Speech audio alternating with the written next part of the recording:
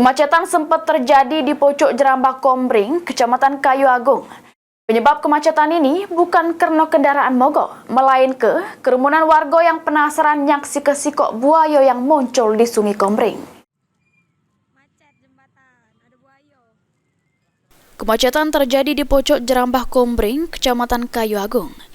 Penyebab kemacetan ini bukan karena kendaraan mogok, melainkan kerumunan warga yang penasaran selik buaya muncul di permukaan Sungai Kombring. Meski kemacetan tidak berlangsung lama, namun cukup mengganggu pengguna jalan yang nak melintas.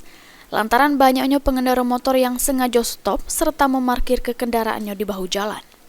Sebelumnya teror buaya di beberapa desa di aliran sungai juga sempat terselik di Desa Belanti, Kecamatan Sirah, Pulau Padang. Bahkan di kawasan Jajawi Oki beberapa waktu yang lewat, betina parubaya sempat jadi korban gigitan buaya.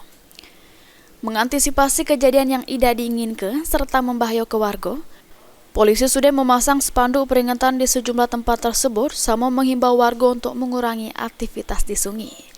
Novan Wijaya, Val TV.